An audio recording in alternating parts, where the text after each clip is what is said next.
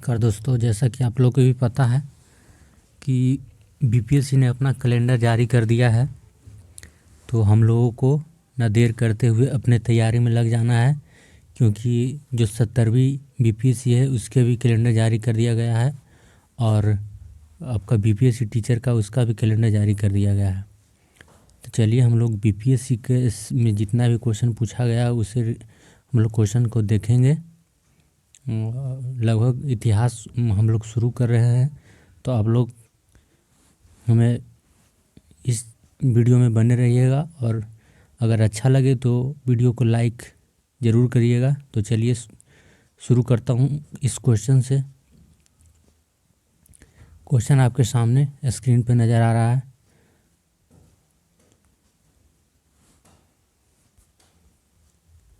हम लोग first question लेंगे और आपको भी पता है कि ये सब क्वेश्चन काफ़ी फेमस है। भारत में पशुपालन एवं कृषि के प्राचीनतम साक्ष्य प्राप्त हुए हैं तो कहाँ से हुए हैं? ऑप्शन नंबर डी, मेहरगढ़ से हुए हैं जी। कहाँ से हुए हैं? मेहरगढ़ से हुए हैं। बीपीएससी में क्वेश्चन पूछा हुआ है ये। निम्नलिखित में से किसको कैल्कोलिथिक युग भी कहा जाता है? कैल्कोलिथिक युग कहा जाता है ताम्रपाषाण युग को। ऑप्शन नंबर सी, कैल्कोलिथिक युग भी कहा जाता है ताम्रपाषाण युग को। हड़प्पा में मिट्टी के बर्तन पर सामान्यतः किस रंग का उपयोग हुआ था? तो ऑप्शन नंबर ए, लाल रंग का मिट्टी का। लाल मृद भांड आपने पढ़ा होगा, तो लाल रंग का यूज किया गया है दोस्तों। किसका किया गया है? लाल रंग का किया गया है। आपको पूरा क्वेश्चन मिलेगा बीपीएससी जो इसका मिलेगा, पूरा अवलोकन पूरा मिलने वाला है। सिंधु सभ्यता निम्नलिखित में से किस युग में पड़ता है? तो आदि ऐतिहासिक काल में पड़ता है। ऑप्शन नंबर डी हो जाएगा।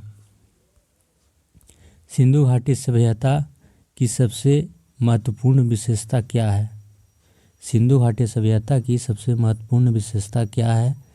ये हो जाएगा पक्की ईंट से बनी इमारत। पक्की ईंट से बनी इमारत ही इनकी विशेषता इसका यही है जी। निम्नलिखित में से कौन सा एक हड़प्पा का बंदरगाह है? तो लोथल। ऑप्शन नंबर बी, जो कि गुजरात में है।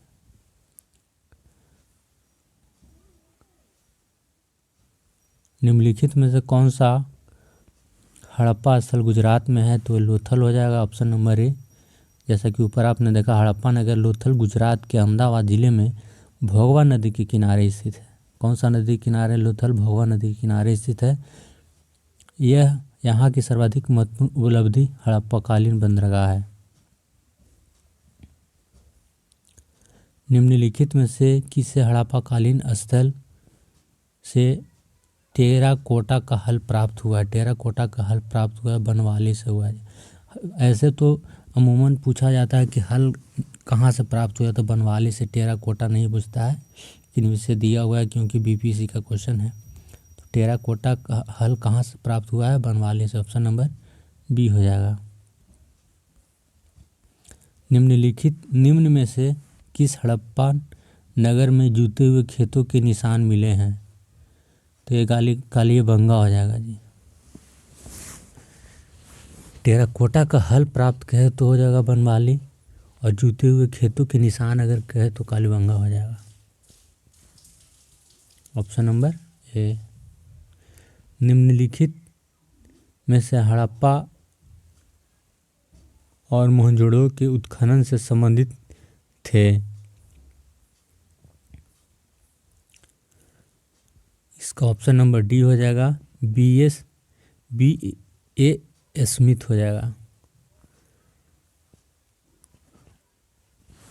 बोगजकोई का महत्वपूर्ण इसलिए है कि वहाँ से जो अभिलेख प्राप्त हुए हैं उनमें वैदिक देवी एवं देवताओं का वर्णन मिलता है।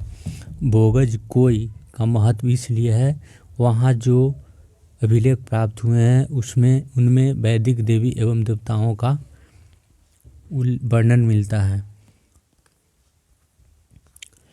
प्रसिद्ध 10 राजाओं का युद्ध किस नदी के तट पर लड़ा गया था, तो हो जाएगा पुरुषी नदी के तट पर लड़ा गया था, ऑप्शन नंबर डी हो जाएगा। ऋग्वेद का कौन सा मंडल पूर्णतः सोम को समर्पित है? तो 9वें मंडल, ऑप्शन नंबर सी, पूर्णतः सोम को समर्पित है। ऋग्वेद में कुल 10 मंडल है, जिसमें 9वें मंडल में सभी 114 मंत्र सोम को समर्पित है। सोम आर्यों का मुख्य पेय था, जिसे मुजवंत पर्वत से प्राप्त किया जाता था। ऋग्वेद के 10वें मंडल में चारों वर्णों की उत्पत्ति का उल्लेख है। ऋग्वेद संहिता का 9वां मंडल पूर्णतः किसको समर्पित है? तो हो जाएगा सोम और इस पेय पर नामांकित देवता। सोम और इस पेय पर नामांकित देवता का वर्णन है जी। गायत्री मंत्र किस पुस्तक में मिलता है? तो है जो कि ऋग्वेद में मिलता है गायत्री मंत्र। निम्न में से किस भारतीय दर्शन ने परमाणु सिद्धांत का प्रतिपादन किया है? वैशेषिक है जो कि परमाणु सिद्धांत का प्रतिपादन किया है।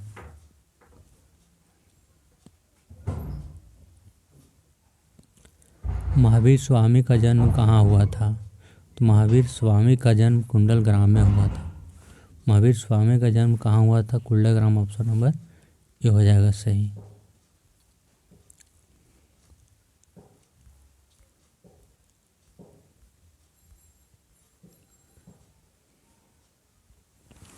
महात्मा बुद्ध के पहले के काल के हैं। महात्मा बुद्ध का जन्म 563 ईस्वी में हुआ था, ईसा पूर्व में हुआ था। NCERT के नवीन संस्करणों में भी अब महावीर स्वामी का जन्म 599 ईसा पूर्व प्रकाशित हो चुका है। महावीर का जन्म 599 ईसा पूर्व में हुआ था और महात्मा बुद्ध का 563 ईसा पूर्व में जन्म हुआ था। महावीर की मृत्यु निम्नलिखित में से किस नगर में हुआ था? महावीर की मृत्यु पावापुरी में हुआ था, ऑप्शन नंबर सी हो जाएगा। महावीर का अगर जन्म पूछे तो कुंडलग्राम में हुआ था और महावीर का मृत्यु अगर पूछे तो पावापुरी में हुआ था। महावीर स्वामी का जन्म 599 ईसा पूर्व में वैशाली के निकट कुंडलग्राम में हुआ था। उनके पिता सिद्धार्थ ज्ञात्रिक क्षत्रिय के संघ के प्रधान थे, जो वज्जित संघ का एक प्रमुख सदस्य थे। 527 ईसा पूर्व के लगभग 72 वर्ष की आयु में राजगृह के समीप स्थित पावापुरी नामक स्थान में उन्होंने शरीर त्याग दिया था।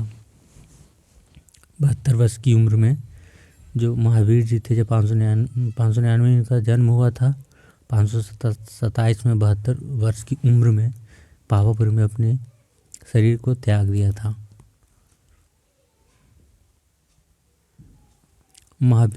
भगवान महावीर का प्रथम शिष्य कौन था? तो इसका प्रथम शिष्य था जो कि जमाले था। प्रथम शिष्य को ही बोला जाता है इनको कि दामाद भी थे।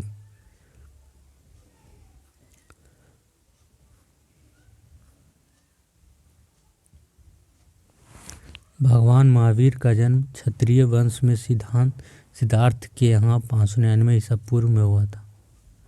उनकी पत्नी का नाम यशोदा था। उनमें प्रियदर्शना नामक एक पुत्री उत्पन्न की हुई। उस पुत्री का विवाह जमाली नाम के क्षत्रिय से हुआ था, जो बाद में महावीर स्वामी का अनुयायी बन गया। यह उनका प्रथम शिष्य था। जमाली के बाद में महावीर का विरोध किया। जमाली ने बाद में महावीर का विरोध किया और बहुरतवाद नामक नए संप्रदाय की शुरुआत की। 11 अन्य प्रधान शिष्य, जिन्हें गंधर्व कहा गया है, निम्न प्रकार थे: इंद्रभूति, अग्निभूति, वायुभूति, आर्यव्यक्त, सुधर्मन, मंडिक पुत्र, मायपुत्र, अकंपित, अचल, मैत्रेय तथा प्रभास थे। निम्नलिखित में से कौन सबसे पूर्वकालिक जैन ग्रंथ कहलाता है? तो 14 पूर्व है जो कि पूर्वकालिक जैन ग्रंथ कहलाता है। ऑप्शन नंबर सी हो जाएगा। महात्मा बुद्ध ने अपना पहला धर्म चक्र परिवर्तन किस स्थान पर दिया था? तो महात्मा बुद्ध ने अपना प्रथम धर्म चक्र परिवर्तन सारनाथ में दिया था। ऑप्शन नंबर बी हो जाएगा, सारनाथ में दिया था इन्होंने। 6 वर्षों की साधना के पश्चात 35 वर्ष की अवस्था में वैशाख पूर्णिमा की रात्रि को एक पीपल के वृक्ष के नीचे गौतम बुद्ध को ज्ञान प्राप्त हुआ। ज्ञान प्राप्ति के बाद ही वे बुद्ध कहलाए। ज्ञान प्राप्ति के पश्चात गौतम बुद्ध ने अपने मत का प्रचार प्रारंभ किया। उरुबेला से वे सबसे पहले ऋषिपत्तनम वर्तमान में सारनाथ आए, जहां उन्होंने 5 ब्राह्मण सन्यासियों को पहले उपदेश दिया। इस प्रथम उपदेश को धर्मचक्र परिवर्तन कहा जाता है। यह उपदेश दुख के कारणों, दुख का अंत, उनके समाधान से संबंधित था। इसे 4 आर्य सत्य भी कहा जाता है। महात्मा बुद्ध का महापरिनिर्वाण कहाँ हुआ था? तो महात्मा बुद्ध का महापरिनिर्वाण हुआ था कुशीनगर में हुआ था जी। कहाँ हुआ था? कुशीनगर में हुआ था। ऑप्शन नंबर सी हो जाएगा। महात्मा बुद्ध ने अपना पहला उपदेश सारनाथ में दिया। उनके पश्चात वे बौद्ध धर्म के प्रचार के लिए कपिलवस्तु, राजगिरी, वैशाली तथा कौशल राज्य गए। सबसे अधिक बौद्ध धर्म का प्रचार कौशल राज्य में हुआ। कौशल नरेश प्रसेनजीत ने भी अपने परिवार के साथ बुद्ध की शिष्यता ग्रहण की थी। अपना प्रचार करते हुए वे मल्लों की राजधानी पावा पहुँचते। यहाँ वे चुंद नामक लुहार की आमवाटिका में ठहरे। उसने बुद्ध को शुकरमंदव खाने को दिया। उन्हें रक्तातिसार हो गया और भयानक पीड़ा उत्पन्न हुई। इस वेदना के बाद भी वे कुशीनगर मल्ल गणराज्य की राजधानी पहुँचे। यहीं 483 ईसा पूर्व में 80 वर्ष की अवस्था में उन्होंने शरीर त्याग दिया। बौद्ध ग्रंथों में इसे महापरिनिर्वाण कहा जाता है। त्रिपिटक किसकी धार्मिक पुस्तक है? तो बौद्ध की त्रिपिटक। ऑप्शन नंबर डी हो जाएगा।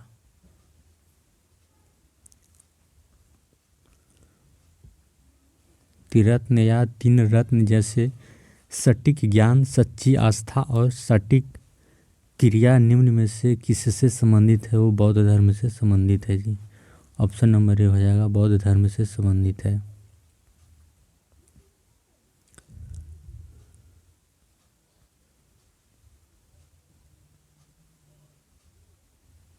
सॉरी दोस्तों, इसका जैन धर्म होगा, हमने गलती से। त्रिरत्न या 3 रत्न जैसे सटीक ज्ञान, सच्ची आस्था और सटीक क्रिया निम्न में से किससे संबंधित है? तो ऑप्शन नंबर आपका सी हो जाएगा, जैन धर्म से संबंधित हो जाएगा जी। जैन धर्म में मोक्ष के लिए 3 साधन आवश्यक बताए गए हैं: सम्यक धारण, सम्यक चरित्र और सम्यक ज्ञान। इन तीनों को जैन धर्म में त्रिरत्न की संज्ञा दी गई है। ऑप्शन नंबर सी हो जाएगा। निम्नलिखित में से कौन सी बात बौद्ध धर्म तथा जैन धर्म में समान नहीं है? तो आत्मदमन समान नहीं है। निम्नलिखित में से कौन सी बात बौद्ध धर्म तथा जैन धर्म में समान नहीं है? आत्मदमन है जो कि समान नहीं है। बोध गया में बोधि वृक्ष अपने वंश की इस पीढ़ी का है, पंचम पीढ़ी का है। बोधि वृक्ष है जो कि अपने वंश की पंचम पीढ़ी का। ऑप्शन नंबर सी हो जाएगा। महाबोधि मंदिर स्थित वर्तमान बोधि वृक्ष वह नहीं है जिसके नीचे बैठकर महात्मा बुद्ध ने ज्ञान प्राप्त किया था। ह्वेन-सांग ने उनके अनुसार उस मूल वृक्ष को 7वीं शताब्दी में सम्राट शशांक ने नष्ट कर दिया था। इसके बाद इस स्थान पर 2 और वृक्ष रोपित हुए और नष्ट हुए। वर्तमान वृक्ष जिसे हम देख रहे हैं वह 5वीं पीढ़ी का वृक्ष है जिसे अलेक्जेंडर कनिंघम ने लगवाया था। यह वृक्ष पूरी तरह संरक्षित है और केवल इससे गिरी हुई पत्तियों को ही छूने एवं उठाने का अधिकार है।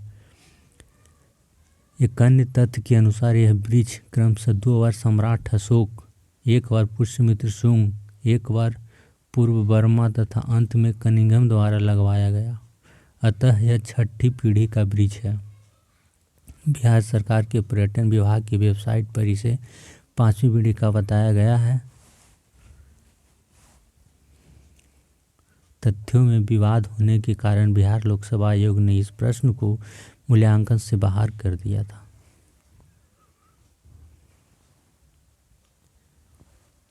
बराबर की गुफाओं का उपयोग किसके आश्रय गृह के रूप में किया? तो आजीविकों ने किया। बराबर की गुफाओं का उपयोग किसके आश्रय गृह के रूप में किया? आजीविकों ने किया।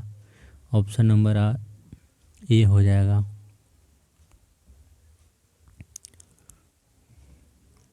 आजीविक संप्रदाय के संस्थापक कौन थे? तो आजीविक संप्रदाय के संस्थापक मखली गोसाल थे। ऑप्शन नंबर सी हो जाएगा। पाटलिपुत्र के संस्थापक कौन थे? तो पाटलिपुत्र के संस्थापक उदयन थे। ऑप्शन नंबर ए हो जाएगा। पाटलिपुत्र के संस्थापक कौन थे? उदयन थे। पाटलिपुत्र के स्थापना अजातशत्रु के उत्तराधिकारी उदयन ने गंगा और सोन नदी के संगम पर एक किला बनाकर की थी। इस मगध साम्राज्य की राजधानी राजगृह से पाटलिपुत्र स्थानांतरित की वह नगर शिशुनाग वंश, नंद वंश, मौर्य वंश की भी राजधानी रही। किस शासक द्वारा सर्वप्रथम पाटलिपुत्र का राजधानी के रूप में चयन किया गया? तो ऑप्शन नंबर सी हो जाएगा। उदयन द्वारा सर्वप्रथम पाटलिपुत्र को राजधानी के रूप में चयनित किया गया। निम्नलिखित में से किस राजा ने पाटलिपुत्र बसाया था? पाटलिपुत्र को बसाने वाला तो उदयन ही था ना जी, जो कि सोन नदी और गंगा नदी के तट पे इसको बसाया था, क्योंकि पहले इनका राजधानी था राजगृह, उसके बाद यहाँ पाटलिपुत्र में लाया गया।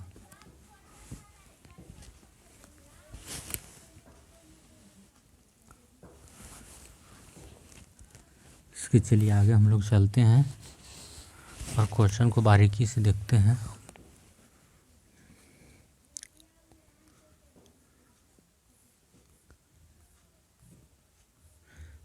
विश्व का पहला गणतंत्र वैशाली में किसके द्वारा स्थापित किया गया? तो ऑप्शन नंबर डी हो जाएगा।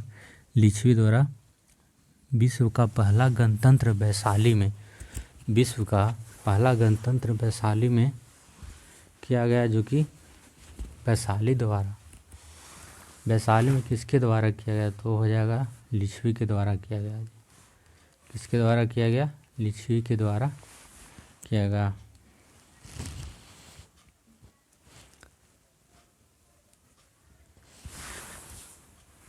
चलिए नेक्स्ट क्वेश्चन पे हम लोग चलते हैं। बस वीडियो में ऐसे ही बने रहिएगा आप लोग, और हमारे चैनल को सब्सक्राइब ज़रूर करिएगा।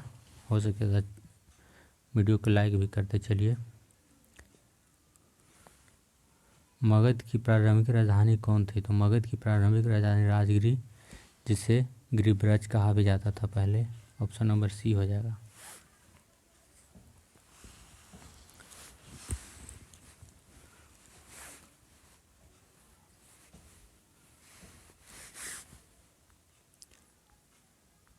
अजातशत्रु के वंश का नाम क्या था? अजातशत्रु के वंश का नाम हर्यक था जी। यही क्वेश्चन जो कि पूछा गया था इस बार दरोगा प्री में। अजातशत्रु के वंश का नाम क्या था? तो हर्यक था। ये सब ध्यान देने योग्य बातें हैं, क्योंकि आप बीपीएससी का जो देख लीजिएगा, पूर्व अवलोकन कर लीजिएगा, तो आपको बिहार से रिलेटेड कोई भी हो एग्ज़ाम आपको दिक्कत नहीं होगा। सेड्रोकोटस से चंद्रगुप्त मौर्य की पहचान किसने की थी? तो विलियम जोन्स ने सेड्रोकोटस से अजातशत्रु की पहचान चंद्रगुप्त मौर्य की पहचान किया था।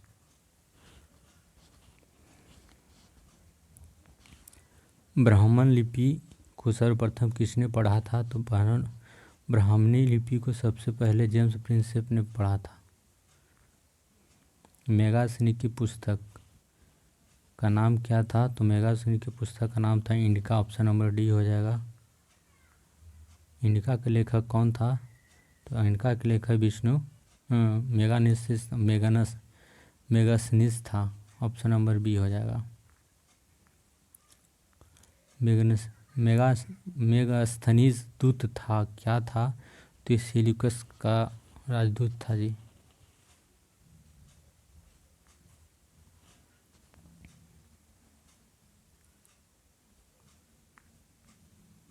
अंतिम मौर्य सम्राट कौन था?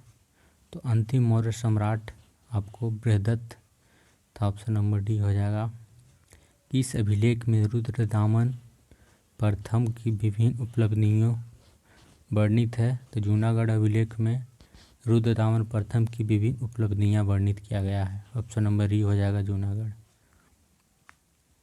निम्नलिखित राजाओं में से किसका जैन धर्म के प्रति भारी झुकाव था? तो खारवेल का जैन धर्म के प्रति भारी झुकाव था, जो कि काफ़ी फेमस हुए थे उस समय। कलिंग नरेश खारवेल का संबंध किससे था? कलिंग जो नरेश थे उनका संबंध था। ऑप्शन नंबर ई हो जाएगा। कि देखिए इसका विश्लेषण हम देखते हैं थोड़ा सा। कलिंग के चेदी राजवंश का संस्थापक महामेघवाहन नामक व्यक्ति था, अतः इस वंश का नाम महामेघवाहन वंश भी पड़ गया। इस वंश का सर्वाधिक शक्तिशाली शासक खारवेल हुआ। खारवेल के इतिहास अध्ययन का एकमात्र साधन हाथी गुफा अभिलेख था। प्राचीन भारत का नेपोलियन किसे कहा जाता है? तो प्राचीन भारत का नेपोलियन समुद्रगुप्त को कहा जाता है। ऑप्शन नंबर डी हो जाएगा आपका। गुप्त सम्राट जिन्हें हुनों का पराजित किया था, जो स्कंदगुप्त था। गुप्त सम्राट जिसने हुनों को पराजित किया था, तो स्कंदगुप्त हुए। ऑप्शन नंबर सी हो जाएगा। किस प्रकार की भूमि को अपृहत कहा जाता है? किस प्रकार की भूमि को अपृहत कहा जाता है? तो ऑप्शन नंबर ए हो जाएगा। बिना जोती हुई जंगली भूमि को अपृहत कहा जाता है। बिना जोती हुई जंगली भूमि को अपृहत कहा जाता है। चीनी यात्री सुंगयुन ने भारत की यात्रा की थी 515 ईस्वी से 520 ईस्वी तक, यानी कि 5 साल यात्रा किया था चीनी यात्री। पहले ज़्यादातर विदेशी लोग हमारे इंडिया आया करते थे, और आज इंडियन लोग भी विदेश में घुमा करते हैं। कहीं ना कहीं हमारा देश बिछड़ रहा है। हर्षवर्धन के शासनकाल में किस चीनी यात्री ने भारत की यात्रा किया था? हर्षवर्धन के ह्वेनसांग ने किया था। ऑप्शन नंबर बी हो जाएगा। हर्षवर्धन के शासनकाल में किस चीनी यात्री ने भारत की यात्रा की थी? तो ह्वेनसांग ने किया था। कलिन की पुस्तक का नाम क्या था? तो कलिन की पुस्तक का नाम था राजतरंगिणी। ऑप्शन नंबर डी हो जाएगा। उदंतपुर शिक्षा केंद्र निम्न में से किस राज्य में अवस्थित था? ऑप्शन नंबर बी हो जाएगा। उदंतपुर शिक्षा केंद्र निम्न में से किस राज्य में अवस्थित था? बिहार में अवस्थित था। ऑप्शन नंबर बी हो जाएगा। कर्नाट वंश का संस्थापक कौन था? कर्नाट वंश का संस्थापक न्यायदेव थे। कर्नाट वंश का संस्थापक न्यायदेव थे। कर्नाट वंश का अंतिम शासक कौन था? तो हरि सिंह थे। कर्नाट वंश का संस्थापक न्याय सिंह थे, और कर्नाट वंश का अंतिम शासक हरि सिंह हुए। किस काल में अछूतों की अवधारणा स्पष्ट रूप से उद्घृत हुई थी? धर्मशास्त्र के समय में हुआ था। किस काल में अछूत की अवधारणा स्पष्ट रूप से उद्घृत हुई थी? तो ऑप्शन नंबर डी हो जाएगा। धर्मशास्त्र के समय में हुआ था। कनिष्क के शासनकाल में बौद्ध सभा किस नगर में आयोजित की गई थी? कनिष्क के शासनकाल में कश्मीर में किया गया था। ऑप्शन नंबर सी हो जाएगा।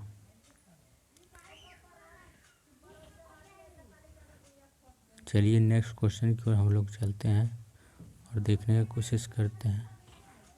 प्रथम बौद्ध संगीति के अध्यक्ष कौन था? तो महाकश्यप था। प्रथम बौद्ध संगीति के अध्यक्ष महाकश्यप थे। महात्मा बुद्ध के महापरिनिर्वाण के बाद पहली बौद्ध संगीति कहाँ हुई थी? तो राजगृह में हुआ था, जिसे राजगृह हम लोग कहते हैं वर्तमान में।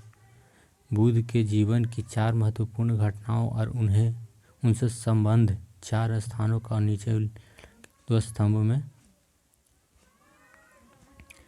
किया गया है। ज्ञान प्राप्ति तो आप समझ सकते हैं कि हुआ था आपका बोध गया में, और जन्म हुआ था लुम्बिनी में।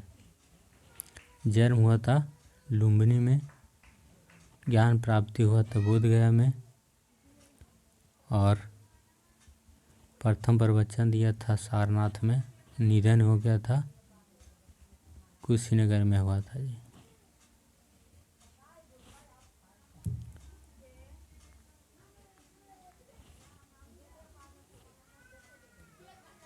बोध गया में किसे ज्ञान प्राप्त हुई थी?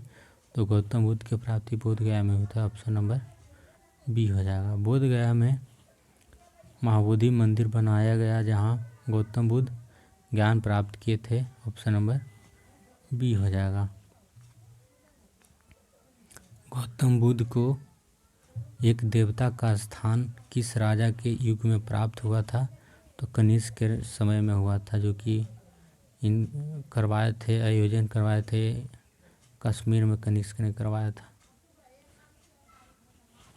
कनिष्क के शासनकाल में संपूर्ण चतुर्थ बौद्ध संगीति में बौद्ध धर्म हीनयान एवं महायान नामक दो स्पष्ट एवं स्वतंत्र संप्रदायों में विभक्त हो गया। महायान शाखा में बुद्ध को देवता माना गया तथा उनकी पूजा की जाने लगी। इसके साथ अनेक बुद्धिस्टों की भी पूजा प्रारंभ हुई।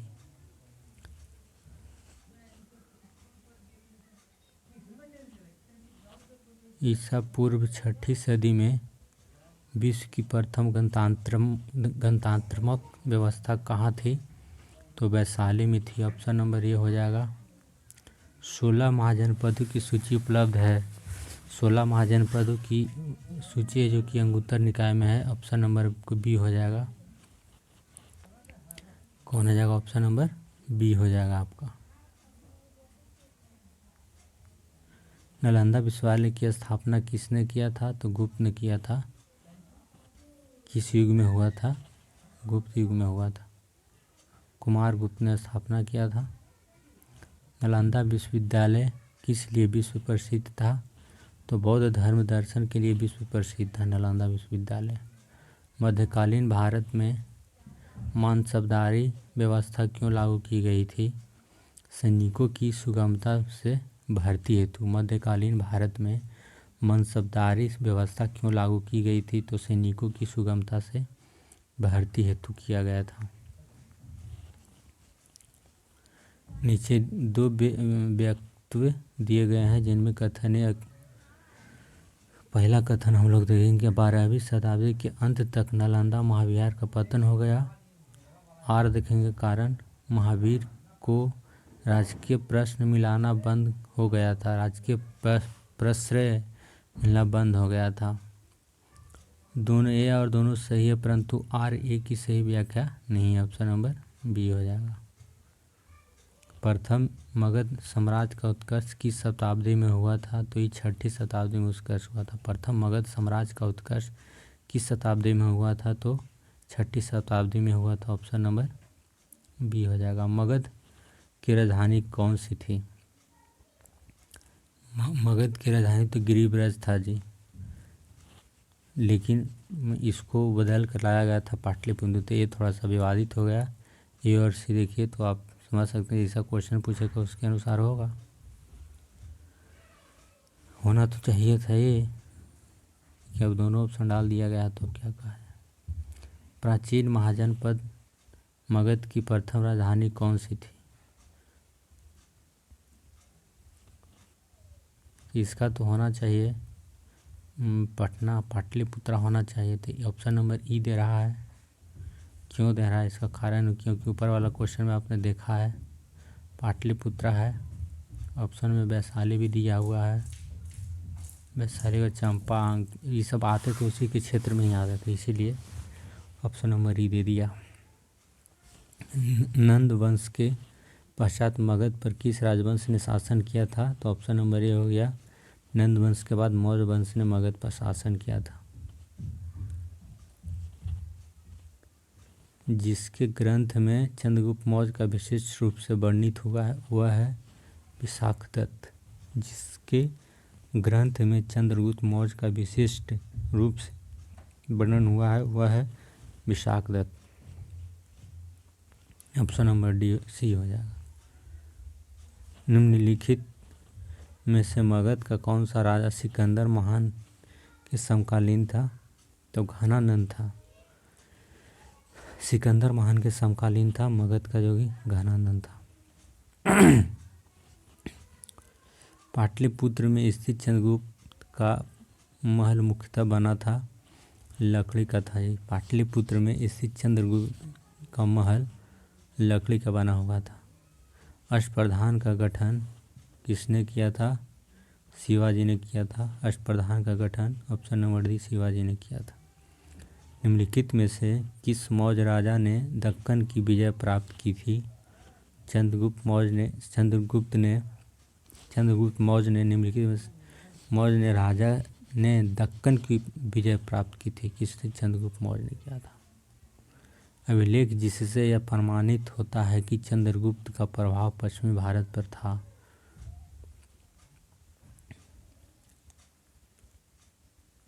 इसका ऑप्शन नंबर सी हो जाएगा, क्योंकि प्रभाव के बारे में बात कर रहा है तो इसका रुद्रदामन का जूनागढ़ शिलालेख से हो गया।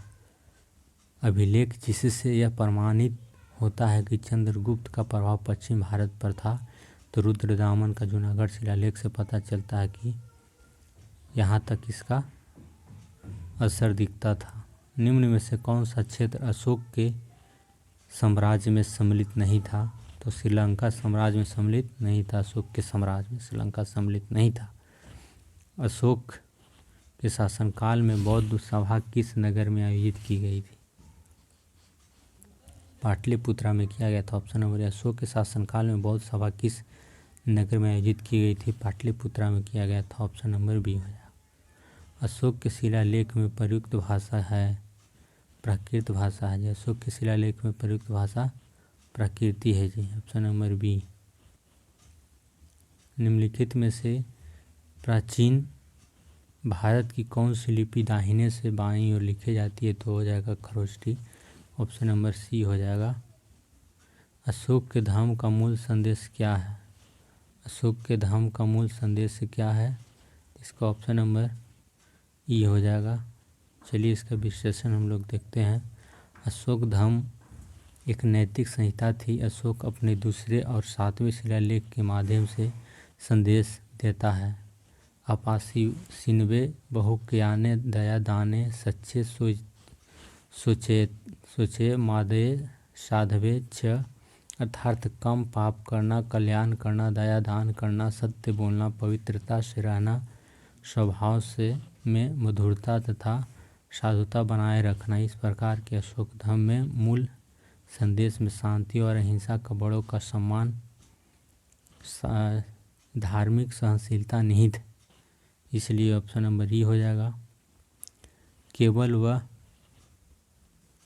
स्तंभ जिसमें अशोक ने स्वयं को मगध का सम्राट बताया है, तो हो जाएगा भाब्रू स्तंभ, जिसमें अशोक ने मगध का सम्राट बताया था। भाब्रू स्तंभ में अपने शिलालेखों में अशोक सामान्यतः किस नाम से जाने जाते हैं? तो प्रियदर्शी के नाम से जाने जाते हैं। अशोक प्रियदर्शी के नाम से जाने जाते हैं। ऑप्शन नंबर बी हो जाएगा, जो कि अपने शिलालेखों में प्रियदर्शी के नाम से जाने जाते हैं। कौटिल्य के अर्थशास्त्र में किस पहलू पर प्रकाश डाला गया था? तो राजनीतिक नीतियाँ पर कौटिल्य के अर्थशास्त्र में डाला गया था। राजनीतिक नीतियों पर कौटिल्य की पुस्तक अर्थशास्त्र की विषय पर आधारित था, तो आर्थिक और राजनीतिक दोनों पर था, इसलिए इसमें ऑप्शन नंबर ई हो जाएगा। मेगास्थनीज ने भारतीय समाज को कितनी श्रेणियों में विभाजित किया था? 7 श्रेणियों में विभाजित किया था। मेगास्थनीज ने भारतीय समाज को कितनी श्रेणियों में विभाजित किया था? 7 श्रेणियों में विभाजित किया था समाज को मेगास्थनीज ने। भारत में घूमने आया था तो ये देख रहा था कैसा कैसा इसका है। मौर्य साम्राज्य का समाज का 7 वर्गों में विभाजित का विशेष रूप से उल्लेख है। मेगास्थनीज की पुस्तक इनका जो भारत का सामाजिक था 7 भाग में विभक्त किया था मेगास्थनीज घूमने के बाद। पेरिपल्स ऑफ द इरीथ्रियन सी किसने लिखी है? ऑप्शन नंबर ई हो जाएगा। पेरिपल्स ऑफ द इरीथ्रियन सी एक ग्रीको रोमन पेरिपल्स है। यह रोमन मिस्र के बंदरगाहों से नेविगेशन और व्यापार के अवसरों का वर्णन करता है। इसे लगभग 60 ईस्वी में अलेक्जेंड्रिया के एक अनाम नाविक ने लिखा। इसने भारत में आयात एवं निर्यात की जाने वाली वस्तुओं का भी उल्लेख किया है। वह स्रोत जिसमें पाटलिपुत्र के प्रशासन का वर्णन उपलब्ध है उस इंडिका है, क्योंकि खूब मेगानिसिस घुमा करता था। और मेगानिसिस का पुस्तक ही इंडिका है। पाटलिपुत्र को किस शासक ने सर्वप्रथम अपनी राजधानी बनाया था? चंद्रगुप्त मौर्य ने सर्वप्रथम अपनी राजधानी बनाया था। पाटलिपुत्र को किस शासक ने सर्वप्रथम अपनी राजधानी बनाई थी? चंद्रगुप्त मौर्य ने। ये ऑप्शन के अनुसार छड़ जाएगा जी। इसमें से किसने सर्वप्रथम व्यापक पैमाने पर स्वर्ण मुद्रा का प्रचलन किया था? व्यापक पैमाने पर स्वर्ण मुद्रा का प्रचलन किसने किया था? तो किया था बीमा कडफिसेस ने। बीमा कडफिसेस ने किया था। कला की गांधार शैली निम्न समय में फली फूली। कुषाणों के समय में हुआ था। कला की जो गांधार शैली है वो है जो कि कुषाणों के समय में फूली फली थी। इनमें से किस शासक ने चतुर्थ बौद्ध संगीति कश्मीर में आयोजित करवाया था? तो हो जाएगा कनिष्क ने करवाया था जी। किसने करवाया था? ऑप्शन नंबर सी हो जाएगा, कनिष्क ने करवाया था। शुंग वंश के बाद किस वंश ने भारत पर राज किया था? शुंग वंश के बाद भारत पर कण्व वंश ने शासन किया था, राज किया था। राजा खारवेल का नाम जुड़ा है। किससे जुड़ा है राजा खारवेल का नाम? यह है तो हाथी गुफा लेक के साथ खारवेल का नाम जुड़ा हुआ है। नगरों का क्रमिक पतन किस काल की एक महत्वपूर्ण विशेषता थी? गुप्त काल की है, जो कि क्रमिक नगरों का पतन हुआ था गुप्त काल में हुआ था, एकदम लगातार होने लगा था। निम्नलिखित में से कौन सा बंदरगाह गुप्त काल में उत्तर भारतीय व्यापार के लिए उपयोग किया जाता था? तो ऑप्शन नंबर ई हो जाएगा इसका। गुप्त काल में बंगाल में ताम्रलिपि एक प्रमुख बंदरगाह था, जहां से उत्तर भारत के साथ दक्षिण पूर्व एशिया, चीन, लंका, जावा, सुमात्रा आदि देशों के साथ व्यापार होता था। पश्चिम भारत का प्रमुख बंदरगाह ब्रिकच था, जहां से पश्चिम देशों के साथ व्यापार समुद्री द्वारा होता था। इसके अलावा कल्याण तथा बॉम्बे से भी होता था उत्तरी भारतीय व्यापार। किस शासक वंश ने मंदिरों एवं ब्राह्मणों को सबसे अधिक ग्राम अनुदान में दिया था? मंदिर है जो कि ब्राह्मणों को सबसे अधिक ग्राम अनुदान में दिया था, जो कि गुप्त वंश था जी। ऑप्शन नंबर ए गुप्त वंश ही था ऐसा।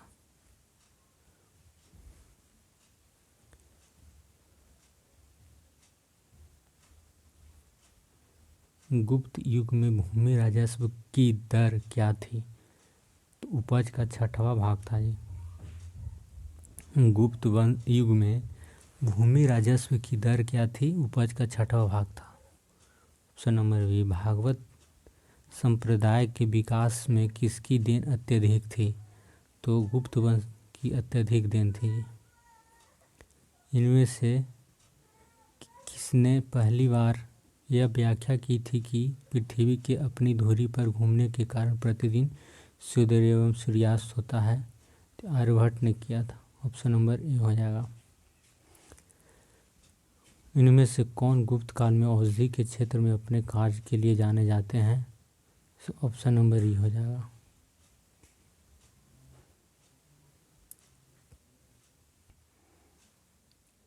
चीनी यात्री ह्वेनसांग ने किस विश्वविद्यालय में अध्ययन किया था? तो नालंदा विश्वविद्यालय में अध्ययन किया था चीनी यात्री ह्वेनसांग ने। ह्वेनसांग की भारत में यात्रा के समय सूती कपड़ों के उत्पादन के लिए सबसे प्रसिद्ध नगर कौन था? तो मथुरा था। सबसे प्रसिद्ध नगर मथुरा था जी, यूपी के पास। यूपी के पास नहीं, यूपी में है। कविवान निवासी था। कहाँ का था कविवान? तो पाटलिपुत्र का कविवान निवासी था, पटना का पाटलिपुत्र।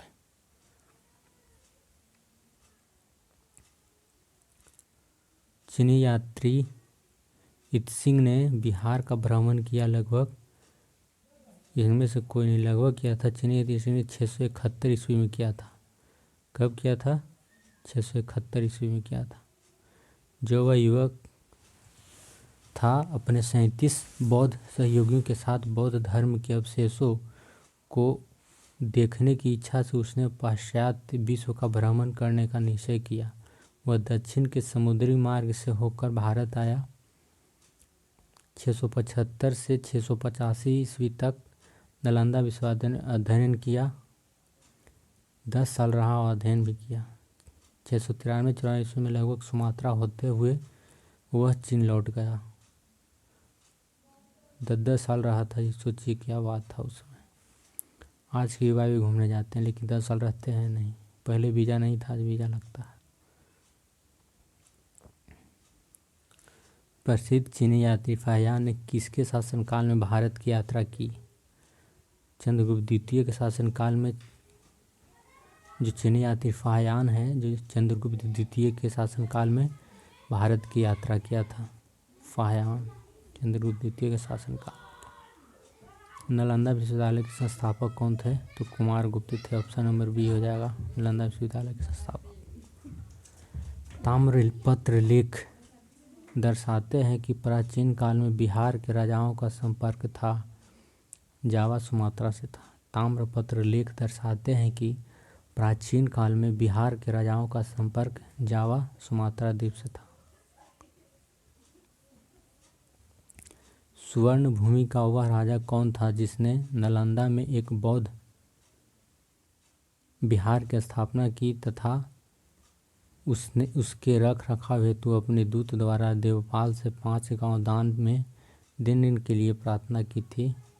बालपुत्र देव थे। स्वर्ण भूमि की वह राजा कौन था जिसने नालंदा में एक बौद्ध विहार की स्थापना की तथा उसके रख रखाव हेतु अपने दूत द्वारा देवपाल से 5 गांव दान में देने के लिए प्रार्थना की थी? वो बालपुत्र देव थे जी। रख रखाव तो रखना जरूरी था, बनाने से थोड़ी ना हो जाता है। नालंदा विश्वविद्यालय के विनाश के कारण थे मुसलमान थे, इसीलिए आज के मोदी जी मुसलमान पे चिढ़े हुए रहते हैं। नालंदा विश्वविद्यालय के विनाश के कारण थे मुसलमान थे। नालंदा विश्वविद्यालय बख्तियार खिलजी के अधीन तुर्क मुस्लिम आक्रमणकारियों द्वारा नष्ट किया गया था। यह भारत में बौद्ध मत के पतन के लिए अंतिम प्रहार के रूप में देखा जाता है। खजुराहो मंदिर स्थापत्य के निर्माण में सहयोगी थे चंदेल थे। खजुराहो मंदिर स्थापत्य के निर्माण में सहयोगी थे चंदेल थे। विक्रमशिला शिक्षा केंद्र संस्थापक कौन था? तो धर्मपाल था जी। ऑप्शन नंबर बी हो जाए। विक्रमशिला शिक्षा केंद्र के संस्थापक का नाम था धर्मपाल था। निम्नलिखित राजवंशों में किसका उल्लेख संगम साहित्य में नहीं हुआ है? तो कदम का है, जो कि संगम साहित्य में उल्लेख नहीं हुआ है कदम का।